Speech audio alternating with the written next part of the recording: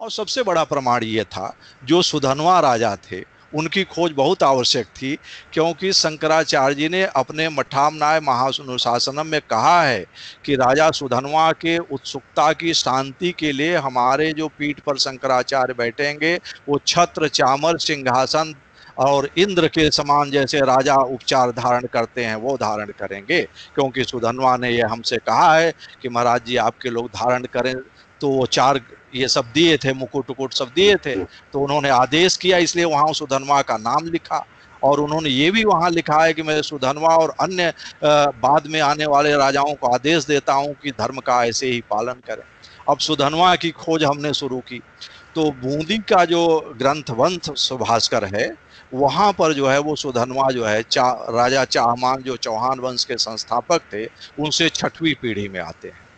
और उन जो है बूंदी के जो राजा ये थे, बूंदी के राजा नहीं, बूंदी के माने पूर्वज, ये चाहमान राजा तो माहिष्मती के उस समय थे जिस समय की सूची बनी है। तो ये जो है इनसे जो है कई पीढ़ी बाद, 35 पीढ़ी बाद एक राजा वासुदेव चाहमान का सिक्का भी मिला है, जिसको कि जिस पर पढ़ा गया है कि वो जो है वो 555 ईस्वी का सिक्का है। 555 या 655 ऐसे ही पढ़ा गया। तो ऐसी स्थिति में जिसका 41वां वंशज का सिक्का 555 ईस्वी का है, 6ठी ईस्वी का है, वो सुधन्वा कब के रहे होंगे।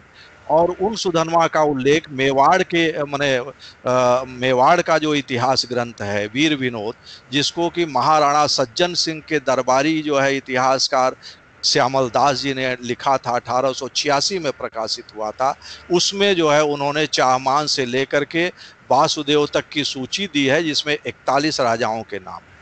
वासुदेव के बाद के जितने भी चौहान वंशी राजा हैं सबके शिलालेख उपलब्ध हैं। उन शिलालेखों के आधार पर उनके वंश में जो है पृथ्वीराज तृतीय जो हुए थे 1191 में, जिन्होंने मोहम्मद गौरी को हराया था 1192 में, वो स्वयं वीरगति को प्राप्त हुए थे। तो ये पृथ्वीराज चौहान तृतीय के पूर्वज थे, वो जो है महाराज सुधन्वा, उसका भी जो है इतिहासगत मिला।